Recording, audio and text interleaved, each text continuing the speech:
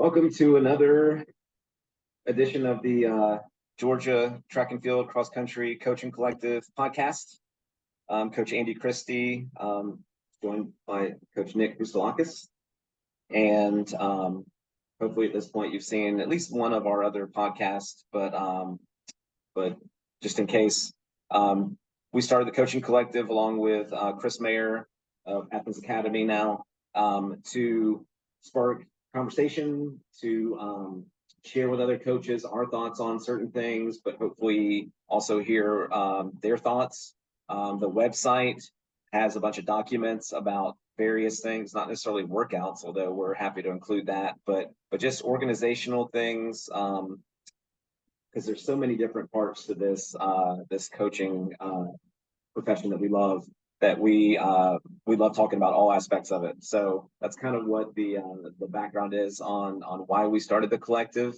And Nick's going to tell you where you can find us on social media and the internet. Yeah, if you want to connect with us, if there's a topic that you hear that you want to reach out for more information or share your experiences or information with us, you can find us on Twitter at TFXC Collective, on Instagram at spelled out, the word Georgia spelled out, _TFXC _collective.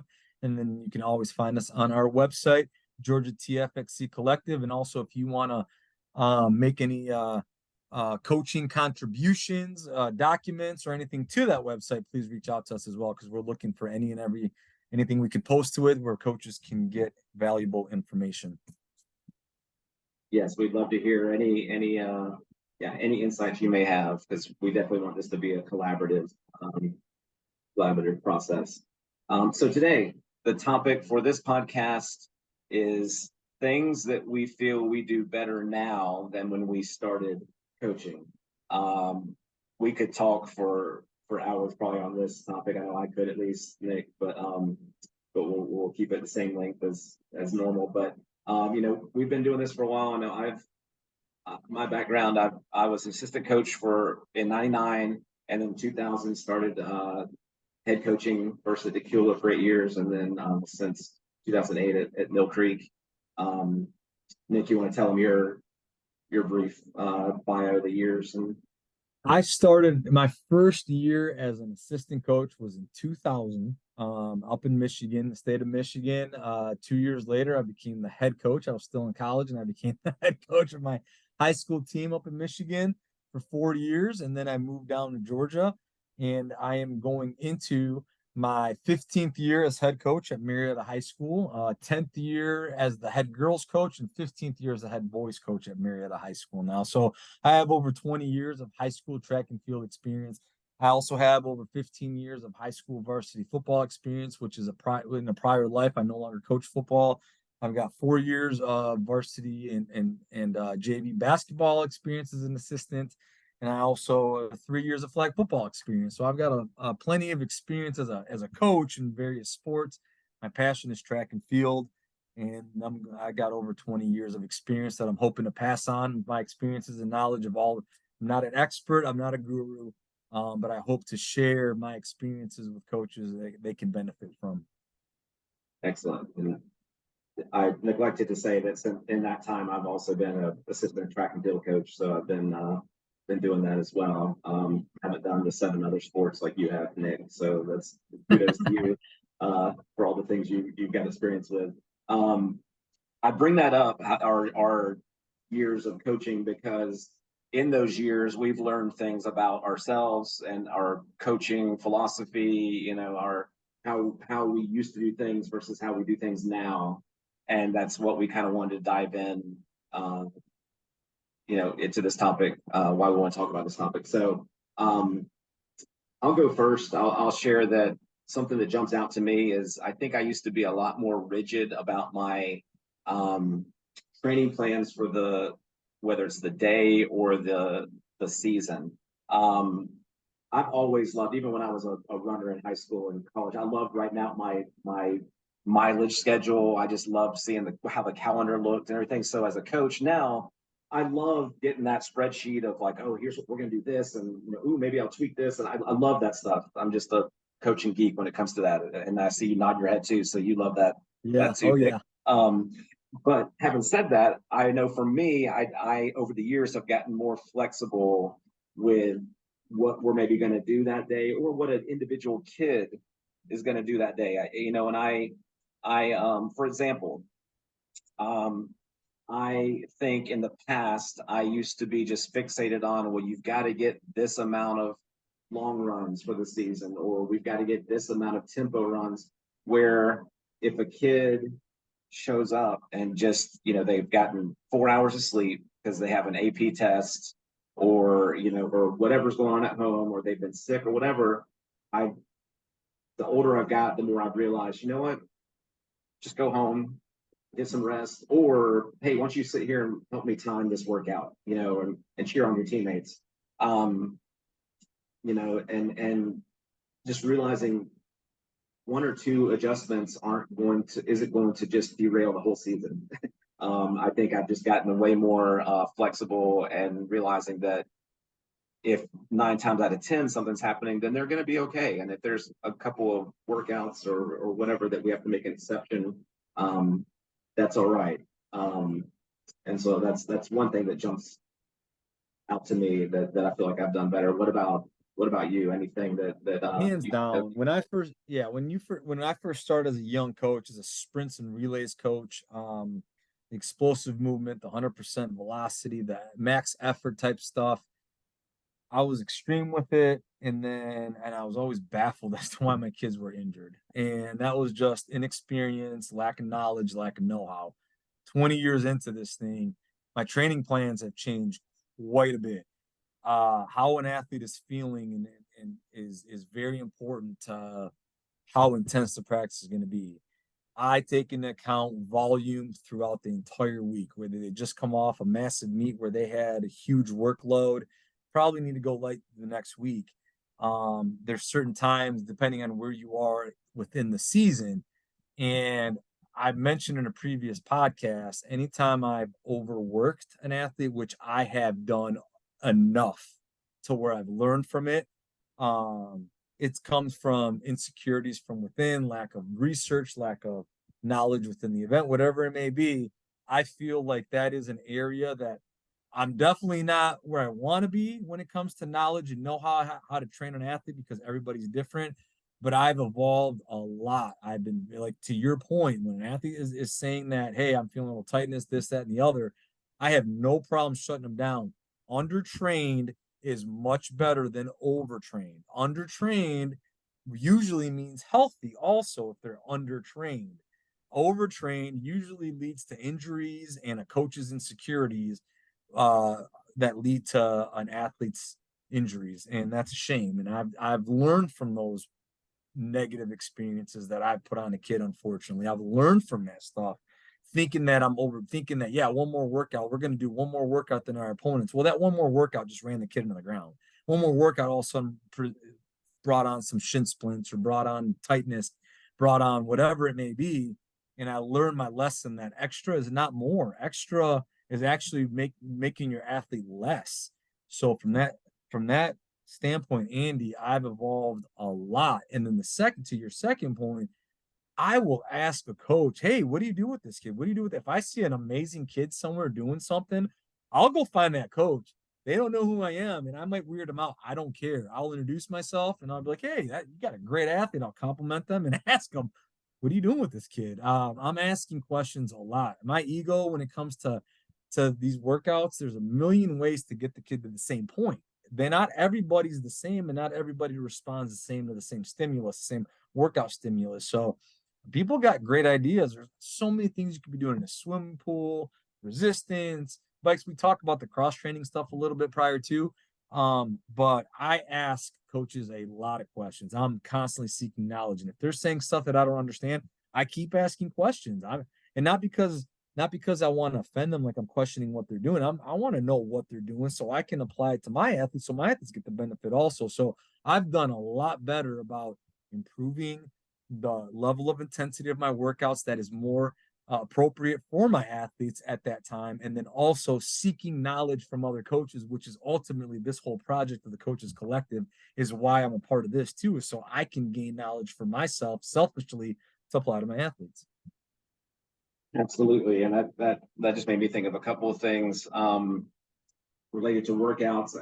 I think one thing I might have done in the past is, as some people put it, gotten too cute with things at the end of the season. Like, because, at the end of the season, you can get real, Yes, um, you can.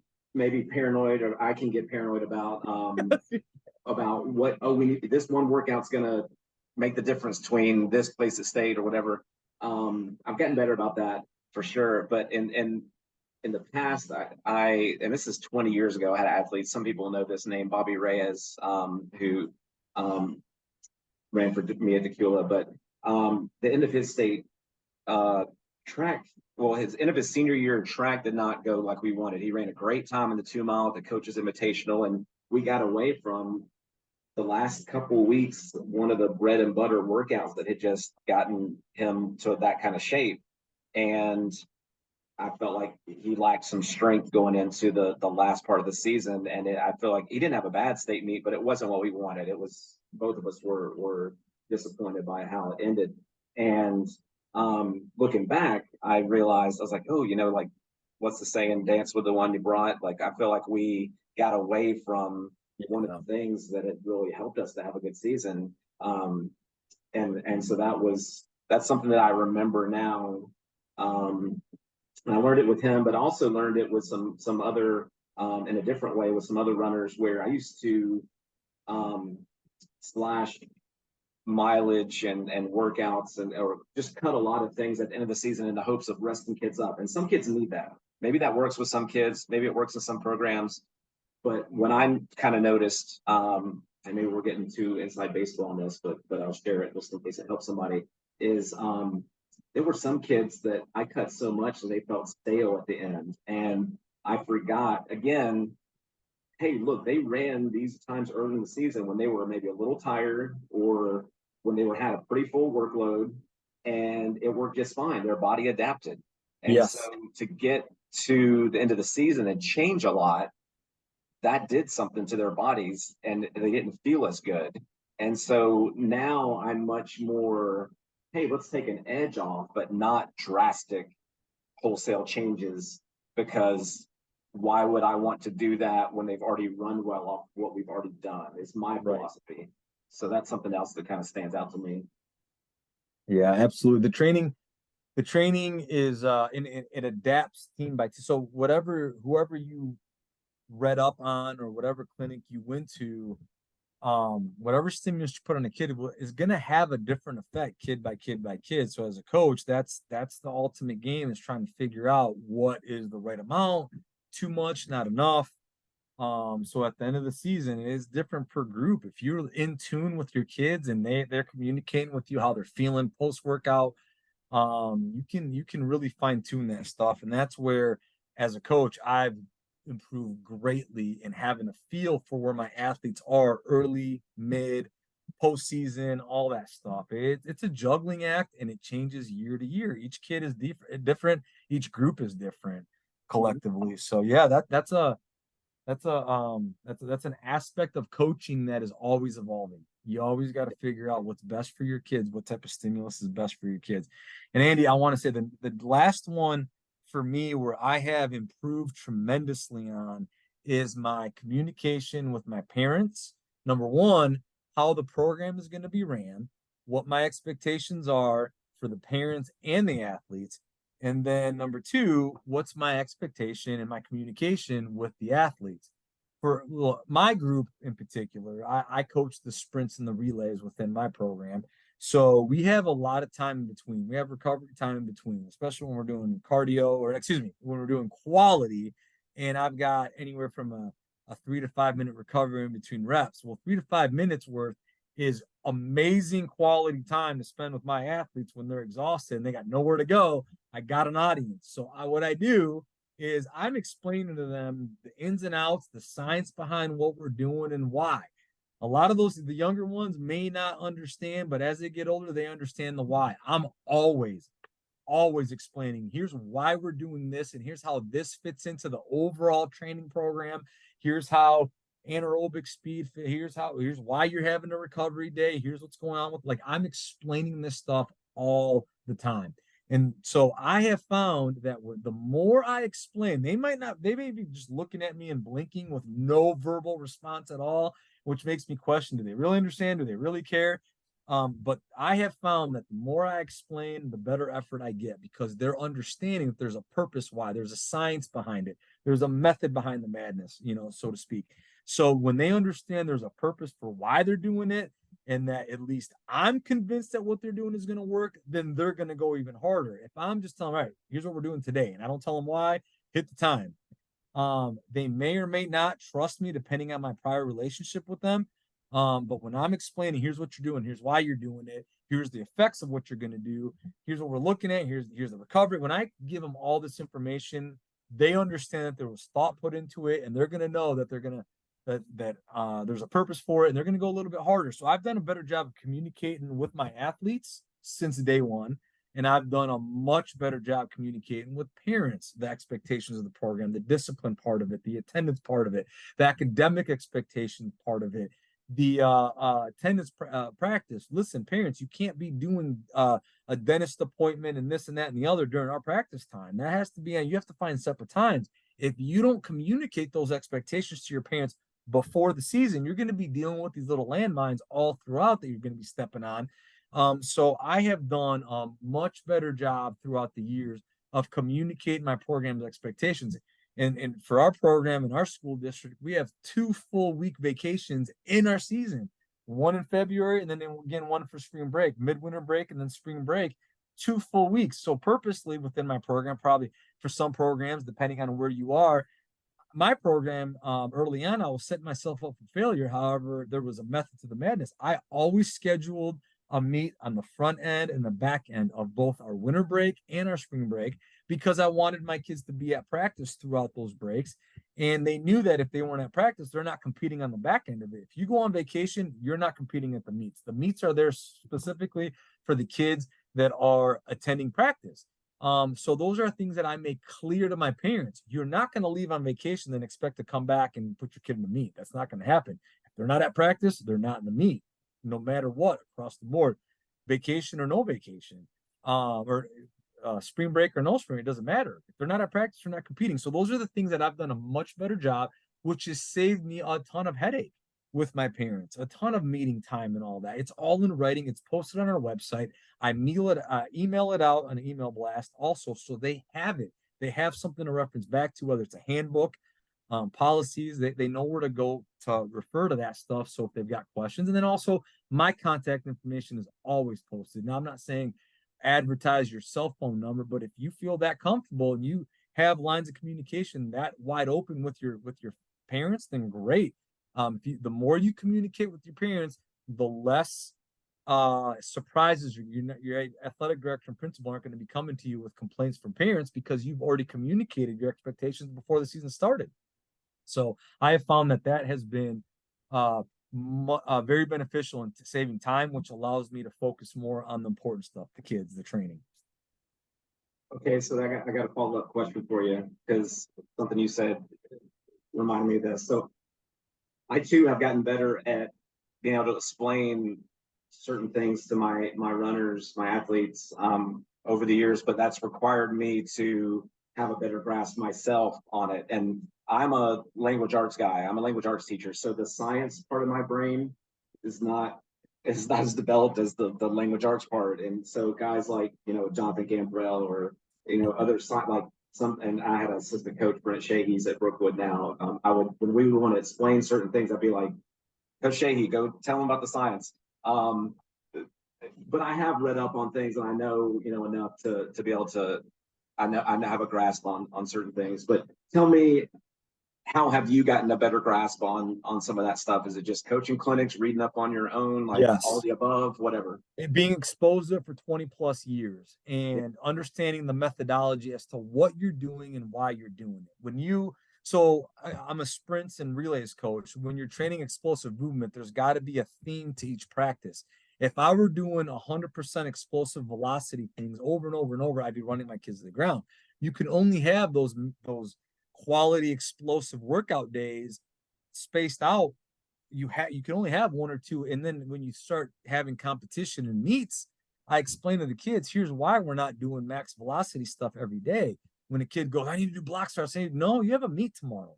You can either save all your energy for the meet tomorrow, or you can waste it right now for practice and you'll be zapped for the meet tomorrow. Like I try to connect the dots as to why a recovery day is sequenced after a heavy day. I try to let them understand there is a method to everything you're doing. There's a purpose to why you're doing this. And this isn't my opinion as to here's what I think. No. I stole all this stuff from people much smarter than me that applied it to great athletes and saw success. And now I've copied it over 20 years. Andy, 15 years ago, 15 years ago, I was doing athletes a disservice. 10 years ago, I was doing athletes a disservice until I really started doing a deep dive and understanding here's the purpose why, and here's the effect on the body when you do X, Y, and Z. Here's how the body will take the stimulus, and here's the response to it. And once I started to realize, oh my gosh, I can't do this workout 2-3 days in a row to a kid because it's going to affect them 2-3 weeks down the road negatively. I started to piece it all together. And then the more I started explaining it to my kids, I started seeing major buy-in. And then the last 3 years I explained I was coaching flag football. And I started noticing our kids that weren't a part of a fall sport. We didn't have conditioning going on in the fall, but I started seeing our kids on the track just repeating their own workouts, senior-led, captain-led workouts out there, 2-3 kids doing a sprint workout on the track on their own. And I'm saying, what are you guys doing? We're doing our workouts from this, and this. And then I started realizing they were applying the stuff they were doing, which meant they were learning it. They understood it. The more I was explaining it, the more they were absorbing it. And it was just better. So for me, the workout, and I'm nowhere near, I feel like the light is kind of blinking and flickering, but it's not big and bright in my head. I still, when it comes to training theory, there is so much I don't know when it comes to explosive movement, block starts, handoffs, all that, all the great stuff, 100, the 200, the 400, the 800. There's so many different aspects that mimic each other from event to event, but they're also different and unique to event. I'm still learning, man. I need to learn more, and the only way I can learn more is to seek knowledge, read books, ask experts, ask people who have had highly successful athletes. What are you doing?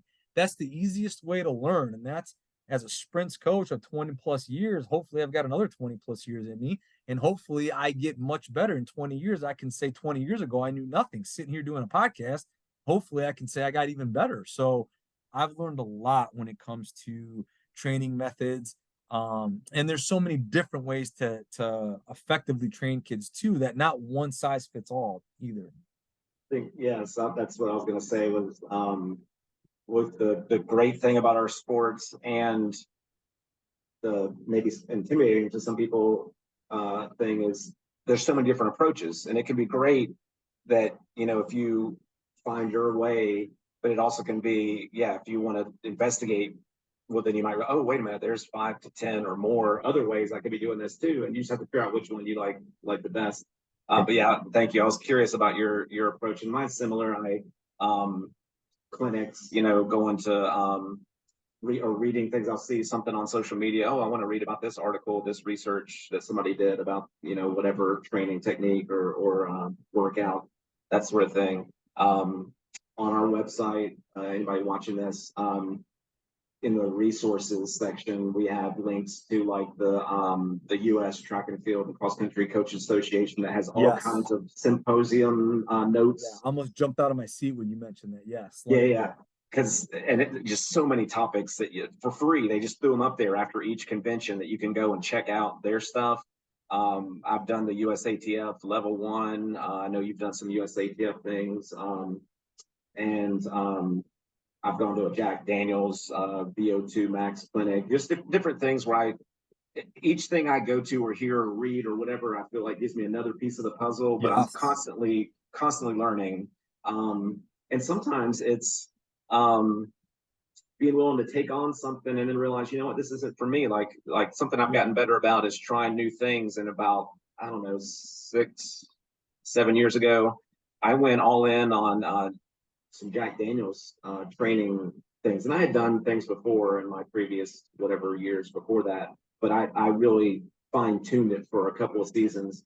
And in doing that, it was good because it got me away from doing things I'd done before, but when I got out of on the other side of that process, I realized, you know what, some of this is great and some of this just doesn't work for my program, and went back to some other things I had previously done. But it shifted my worldview on the training, which helped me, I think, to be a better coach, and figure out, okay, what do I want to keep and what do I want to adapt to something new. Jack Coleman told me when we were at a clinic one time, he's like, every time you take in something new, you got to figure out, what am I giving up for that? Yes. And that was something that was good for me to hear.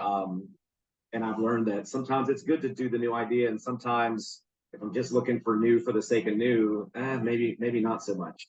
Um, the last thing I'll say that jumps out to my mind with this topic is, and this is a work in progress for me, and I think I've done a much better job of realizing when I maybe could have been a better coach versus when things were just out of my control. And, it's a 14 to 18-year-old kid, like we've talked about Right. before, whatever's going on in their life. I think in the past, I've been pretty hard on myself when things didn't go well at a state meet or a big meet, and wanted to take on all the burden. And maybe sometimes there were things I could have done better, but other times it's just the nature of competition, or again, something's going on with that particular kid. I think I do a much better job of realizing what's in my control and what's not. Am I perfect on that? No. Like, I still, can be like, oh man, I wish I'd done this or that, because hindsight could be 2020. But I think as coaches, I'll speak for myself, but I've had conversations with some other coaches too, that we can be pretty hard on ourselves sometimes. And while I think it's great to self-reflect after each season and evaluate and all those things, but also I think it's good to realize when there was absolutely nothing else that we could do, or there was something out of our control. So just throwing Yeah. that. No, Andy, 100%. I agree with you. You got to do what's best for your program, and you got to figure it out. And then many of us, we change schools, environments, cultures, background, program history. There's so many different aspects that play into what's going to be effective within your program. You might be in one building for a decade, and then you make the transition to somewhere else, and what you were doing just doesn't work for whatever reason, whether the resources you have available, from the equipment to even the background and the history of the program you're inheriting or you currently have. um you have to be adaptable. You have to be willing to learn. If you are set in your ways, we all know of the teacher and the coach who was set in their ways from 20 years prior. They made the decision that they were never going to adapt, they were never going to grow, and they stick out like a sore thumb eventually. That's the person that refused to ever move into the cell phone era. That's the person that refused to move into the computer era, right? Like, they don't know how to use email and things like that. Like, if you want to be archaic and stick to it, there's a lot of research and science being done. The more proactive, and I'm not saying you need to be doing the latest and the greatest. You might have figured out what works for your program and 5, 10 years ago, and it works, and it still works, and great. But just be ready to adapt with the time, with the science, with your kids. Your kids' personalities are changing. Kids are different now than they were pre-pandemic. I mean, everything is different now. So as coaches, we have to adapt. We have to adapt to um the weather. We have to adapt to, we start, for cross country people, they start in the heat of the summer and they end in the fall. Our track people, we start in the winter and we end in the summer. Like, you have to adapt everything. You can't, it's not, again, I hate to sound repetitive, but you can't be cookie cutter and expect it to work for everybody. You have to adapt, and you have to be ready to try different things and be ready to grow with it along the way. Yeah, I think, as we kind of wrap this up, you can go to clinics and hear great things, but if you just expect to like just pick that up and put it in your program, it's probably not going to go well. Like, you've got to figure out, well, maybe this part of that idea would work for us, but I don't know about this other one. And that's what I like about when you talk about talking to other coaches and ooh, how do you do this? I might hear their idea and think that's an awesome idea, and realize that's very specific to what they have, like what their situation is, versus, ooh, I might try a version of that for my kids. Right. So And, yeah, and a great icebreaker too, when you're approaching a coach at a meet who you've never met, like, hey coach, your whatever, your long jumper was outstanding. She or he looked amazing doing X, Y, and Z. Can you mind sharing a drill? What do you do with them? Like that breaks the ice. They might not know who you are. They might, but like I have no problem at a field event. If I see an amazing relay that just did something, like I have no problem trying to seek that coach and being like, hey, that was great. Your third, fourth exchange was amazing. Whatever. Do you do nonverbal? Like I have no problem asking this stuff. If the coach gets offended or is offstandish about it, okay, I respect that. That I'm asking them their secrets, but I have no problem asking for help. I have no problem seeking knowledge. I have no problem trying to figure out what are you doing that works. I'm okay with being told, yeah, I'm going to keep that to myself. I'm okay with that. I'm going to keep asking because more of the times than not, they're going to share with me, and ultimately my kids will benefit from it. So yeah, I think overall our coaching community is, we love talking training. We love talking how, we've approached things, and people are willing to share certain aspects of, yeah, here's what I do. I don't know, just kind of offer it up, and then in turn say like, well, what do you do? How do you do it different? right. I love that about coaches.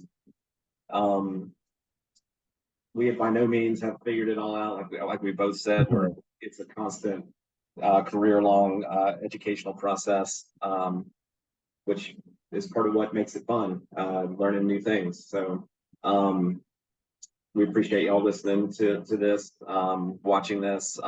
Again, visit our social media accounts. If you see us at a meet, we'd love for you to come up and say hello, and Please. yeah, introduce yourself. And we want, again, this to be a collaborative process. We'd love if you want to submit a document to the website, if you want to you have an idea for a podcast topic, or even just an idea for something we're not doing with the website that we could be doing, anything at all. This is strictly like I said, just a kind of passion project of ours to give back to the sport and spark dialogue among coaches in the state of Georgia, trying to get cross country and track and field to be the best it can be in our state. So Say it better myself. yeah, thank you, Nick. So thanks for tuning in, and we'll see you out there to meet sometime. Thank you.